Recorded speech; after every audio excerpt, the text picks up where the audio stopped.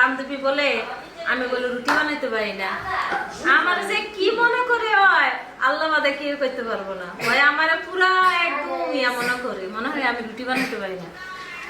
প্রতি রাত্রে আমি রুটি খাই, বুঝছেন? এই যে রুটি বানাইতে হয়, সমস্যা নাই, মনে হয় খাইতে পারি না। দেখেন কি বলে হয়।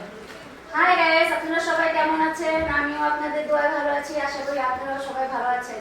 দেখেন আজ আমার বান্ধবী কি করতেছে, দেখেন আমার বান্ধবী আমাকে কত ভালোবাসে, দেখছেন আমার কত যত্ন। ওরে বলছি শরীরটা একটু স্লিম করার জন্য, তার জন্য রাতে এই জন্য আমার বান্ধবী আমার কাছে আসছে, বলতেছে তুই একটু স্লিম হ, স্লিম হলে না তোকে নায়িকাদের মতো লাগবে। আমি কি খারাপ কিছু বললাম? আমি কি দেখতে অসুন্দর? আমাকে আরো স্লিম হতে বলতেছে, তুমি আরো স্লিম হয়ে যায়, তখন আমাকে ছেলেরা পাগল হয়ে যাবে আমার জন্য। আপনারাই বলেন, আমি কি খারাপ কিছু বললাম? ও চায় আমি আরো স্লিম হওয়ার দরকার নেই। ওটা কিসের আসল কথা কি, রুটি ডায়াবেটিস থাকুক আর না থাকুক, প্রতিটা মানুষ রুটি খাওয়া শরীরের জন্য ভালো, স্বাস্থ্যের জন্য অনেক ভালো।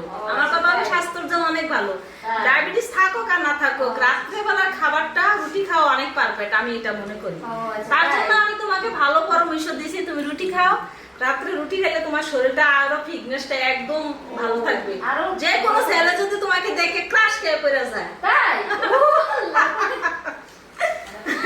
আমার বান্ধবী স্লিম, তো এই জন্য আমাকে আরো স্লিম হতে বলতেছে। আরে কি চাওয়া মারা, আমি বলে স্লিম, বুঝছেন? কি চাওয়া মানে দেখেন ও কত স্লিম, দেখছেন আমার তো অনেক স্লিম। না অবশ্যই আমি ওর গতি শুনে শুনে আমি অনেক স্লিম হয়ে গেছি। অবশ্যই আমার ভুঁড়ি কমে গেছে। আমার কফি উঠায় মনে হচ্ছে আমার বেলুন মতো ফুলাইলে ঠাস করে ফুলে যাবো, আমি ঠাস করে ফুটে যাবো। বেলুন যেমন ফুলায় না, মনে হচ্ছে আমি চাপা। দেখেন দেখেন শুনে দেখছেন, দেখছেন আপনারা দেখেন আমার শুনতেছে।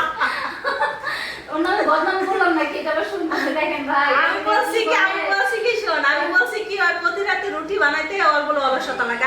আমি দরকার লাগে প্রতিদিন আমি এসে রাত্রে রুটি বানাই দেবনি আর সবজি বানাই দেবনি। ওই কয় না আমি গরু মাংস দিয়ে খাবো, আমি খাসি মাংস দিয়ে খাবো। প্রতিদিন কি সম্ভব আমার খাসি মাংস রান্না করা আর গরু মাংস রান্না করা? বলেন আপনারা।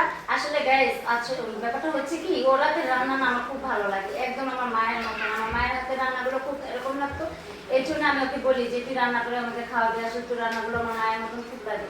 আমার মা মারা গেছে তো, আসলে বেলুনের মতো আমার ফুল। আমি ওর হাতের রান্না খাওয়ার জন্য ওকে প্রতিদিন বলি, আর ও এসে আমাকে রান্না করে দিয়ে যায়। এই জন্য আসলে আমার খুব ভালো লাগে। তো আপনারাই বলেন, সে বান্ধবীকে এত প্রশংসা করছে, ঘুম থেকে উঠে 12টা 1টা সকালে নাস্তা খায়। এই যে দেখেন আপনারা সবাই কেমন আছেন? আমি ওর বান্ধবী, ঠিক আছে? এই দেখেন আজকে ও আমাকে মারার চেষ্টা করতেছে। পুরাটা রুটি আজকে খাওয়াবো, ছোট ছোট করে আজকে বানাবো না। আজকে আমি ভাবছি ওর পুরাটা রুটি খাওয়াবো, যেন এক সপ্তাহ রুটি কষ্ট করে বানানো লাগে না। ওর ডায়েটে আছে, তাই চিন্তা ভাবনা করলাম ওরে এটা বানিয়ে ওর শরীরে এক সপ্তাহের ভিতরে ওর একদম স্লিম হয়ে যাবে, বুঝতে পারছেন? তো দেখেন সুন্দর একটা বুদ্ধি দিয়েছে আমার বান্ধবী। এই বুদ্ধিটা হয়তো অনেকেই জানেন না। এই যে রুটি এত কষ্ট করে শুধু শুধু রুটি বানাবেন কেন? আপনাদের ওয়াইফকে বলবেন যে এই যে একসাথে এরকম করে গুল্লা করবে, ঠিক আছে? এরকম করে গুল্লা থাপড়ায় থাপড়ায় বানাবে, ঠিক আছে? এরকম করবে, দেখেন এরকম এরকম করে থাপড়ায়া, ঠিক আছে? তারপরে কি করবে, এটাকে বেলে একটা রুটি হবে ঠিক এত বড়। এই রুটিটা বানায় একটাই বানায় রাখতে বলবেন, এটাকে কেটে কেটে কেটে কেটে খাবেন। একদম সিম্পল বুদ্ধি, তাহলে আর কষ্ট করে এতগুলো রুটি বানাতে হবে।